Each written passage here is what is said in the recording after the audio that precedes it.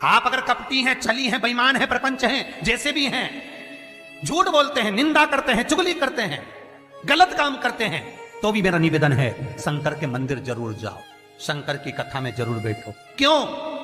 एक मंदिर के दरवाजे पर लिखा हुआ था, अगर आपका मन गंदा है तो मंदिर जरूर आना, मंदिर जरूर आना। किसी ने पूछा, गुरुदेव ये मंदिर के दरवाजे पर लिखा है कि मन गंदा है तो मंदिर जरूर जाओ, उसका कारण क्या है? हमने कहा कारण केवल इतना सा है, बच्चा नाली में गिरता है, बच्चा धूल में गिरता है, बच्चा रज में गिरता है, बच्चा कीचड़ में गिरता है तो पड़ोसी साफ नहीं करता। उस बच्चे को अगर गंदगी हो गई है, बच्चे गंदगी में आ गया तो उसको कोई पड़ोसी साफ नहीं करेगा, उसको कोई पड़ोसन साफ नहीं करेगी, उसको देवरानी जेठानी साफ नहीं करेगी। बच्चा अगर कीचड़ में गिरा है तो उसको उसकी मां और बाप ही साफ करेंगे। उसी तरह मन गंदा हो गया, चित्तवृत्ति खराब हो गई तो मेरे ये बाप के पास जाओ, मेरी ये माता के पास जाना, और ये मेरा बाप, ये मेरी मां तुम्हारी जीवन की गंदगी को समाप्त कर दे। दुख आया, तकलीफ आई, कष्ट आया, रोग आई, बीमारी आई, तकलीफ हुई है, कहीं मत जाना, ये मेरे माँ बाप के पास जाना, शंकर और पार्वती के पास, उमा महेश्वर के पास जाना, ध्रुमा ध्रुमावती के पास जाना, कमल कमला के पास जाना, तारा तारेश्वर के पास जाना, भोले शंकर के पास जाना। जब मेरा शंभु मिलेगा तो ये सारी गंदगियां मिटा देगा। रोग समाप्त। अकाल मृत्यु वो मरे जो काम करे चंडाल का, काल उसका क्या बिगाड़े जो भक्त हो महाकाल का। वो देगा, छप्पर फाड़ कर देगा। फिर निवेदन करूंगा, जितने कथा करवाए हैं, जितने कथा सुन रहे हैं और जितने पुण्य स्मरण दान स्मरण आदि कर रहे हैं, लिख कर रखो तारीख कि तुमने जो दान पुण्य करा है, तुमने जो ये 300 वर्ष में पढ़ने वाली इस श्रावण के महीने में तुमने जो कथा सुनी है, अगला श्रावण आए तुम बताना जरूर कि कितना पुण्य मिला, कितना फल मिला, कितना लाभ हुआ, कितना धन कमाया, कितना वैभव कमाया।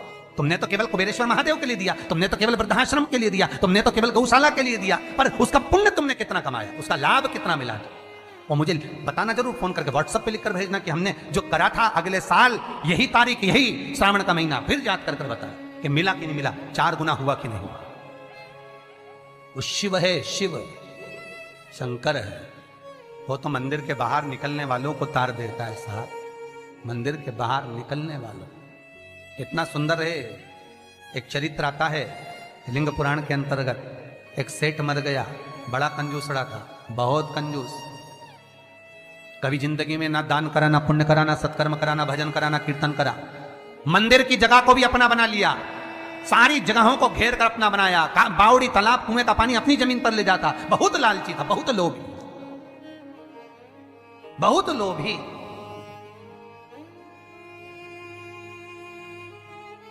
बस उसने अपनी पत्नी से एक बात कही थी कि मैं मरूं तो इतना सा करना, एक इतना सा काम करना कि किसी शंकर के मंदिर के बाहर कचरा पड़ा हो, धूल पड़ी हो, मट्टी पड़ी हो, उसको लाकर मेरे शरीर पर डाल दे, बस, और कुछ मत। पत्नी हमेशा पति से कहती थी तुम कभी दान पुण्य नहीं करे, इस गांव में तुमने कोई अच्छा काम नहीं करा, तुम्हारे शरीर को उठाने वाला तक नहीं मिलेगा, बच्चे हैं नहीं, तुम्हारा अंतिम संस्कार कौन करेगा। पति कहता है बस तुझसे जो कहा वो करना, और कोई दान नहीं, कोई पुण्य नहीं, कोई सत्कर्म नहीं, कुछ भी मत करना। पैसा जोड़ जोड़ के मर गया।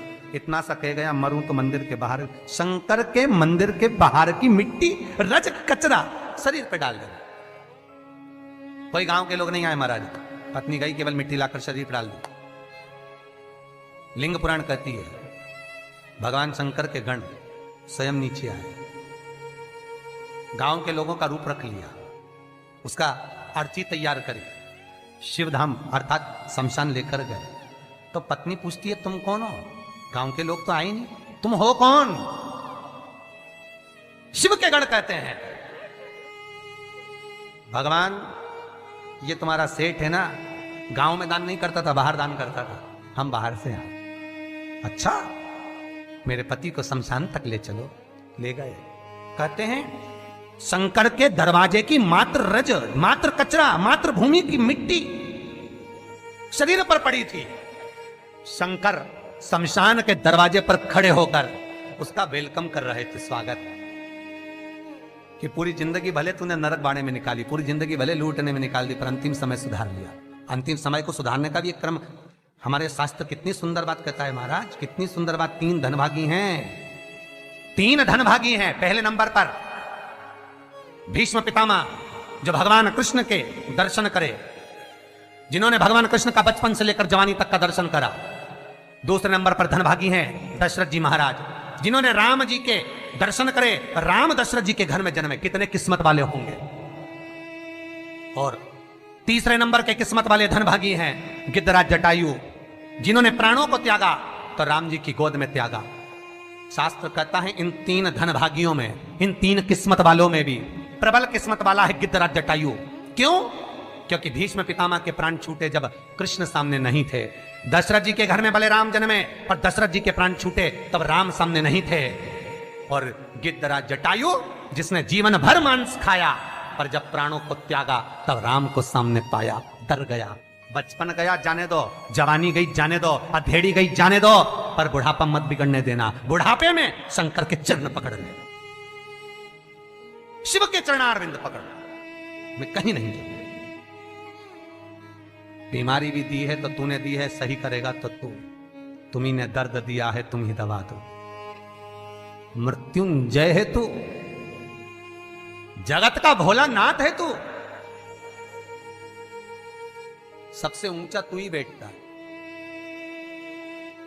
जहां दुनिया समाप्त हो जाती है वहां से तेरी शुरुआत होती है।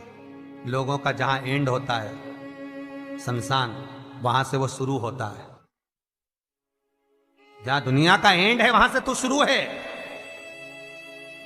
तो तू साधारण नहीं हो सकता भोलेनाथ। अगर मेरे चरण में कष्ट आया है तो तू सही करेगा, मुझे विश्वास है।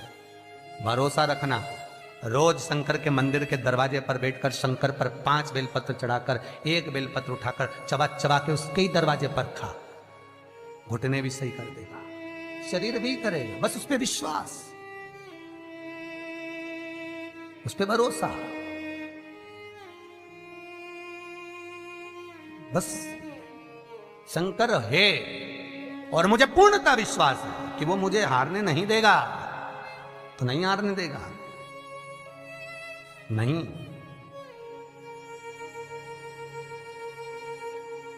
वो जीतने का लक्ष्य तक तो शिव ही दे सकता है, दूसरा नहीं। शंकर के सिवा कोई नहीं हो सकता महाराज।